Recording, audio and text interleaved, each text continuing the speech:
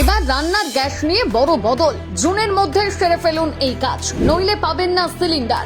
রান্না বান্নার পাট যাবে চুকে। সরকারের তরফ থেকে জারি করা হয়েছে নতুন নিয়ম। কি এই নতুন নিয়ম? না মানলে কি কি সমস্যায় পড়বেন দেখুন এই ভিডিওতে।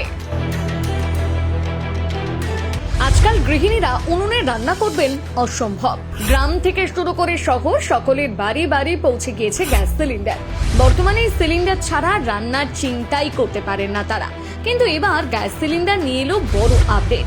বদলে যাচ্ছে রান্নার গ্যাসের নিয়ম। এই নিয়ম না মানলে হতে পারে বড় সমস্যা।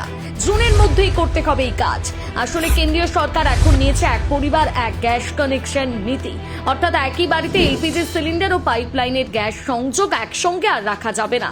আসলে অনেকের বাড়িতে পিএনজি এবং এলপিজি দুই ধরনের গ্যাস কানেকশন রয়েছে। একসাথে দু ধরনের সুবিধা নিয়ে থাকেন গ্রাহকরা। তাই নতুন নিয়ম অনুযায়ী যদি কোনো বাড়িতে পাইপলাইনের গ্যাসের সংযোগ থাকে তাহলে সেই ক্ষেত্রে এলপিজি কানেকশন বন্ধ করে দিতে হবে।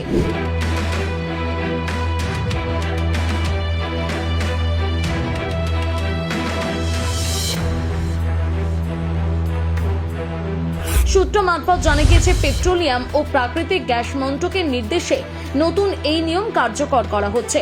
এছাড়া এই নির্দেশের পেছনে আইনগত ভিত্তি থাকায় তেল সংস্থাগুলিকেও তা মানতে বাধ্য করা হয়েছে।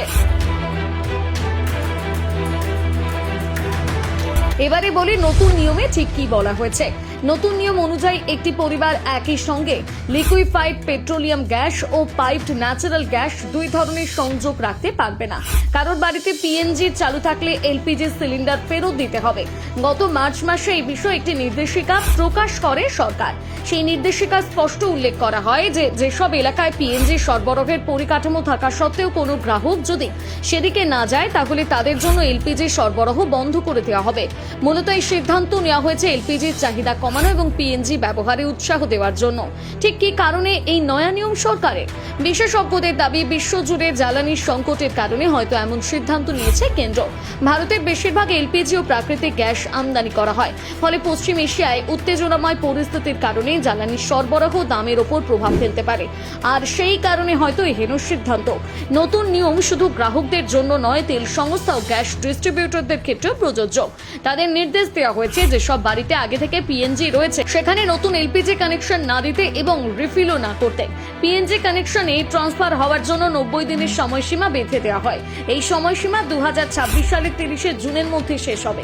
তাই এই নির্দিষ্ট সময়ের মধ্যে এলপিজি থেকে পিএনজিতে ট্রান্সফার না হতে পারলে আপনারা আর এলপিজি সুবিধা নাও পেতে পারেন। যদিও ইতিমধ্যে সরকারের তরফ থেকে তৎপরতার সঙ্গে চিহ্নিত করা হচ্ছে পিএনজি নেওয়ার পরও কারা কারা এলপিজি ব্যবহার চালিয়ে যাচ্ছেন। তাই যত শীঘ্রই সম্ভব এই কাজ সেরে ফেলুন, নইলে বিরাট সমস্যার সম্মুখীন হতে পারে।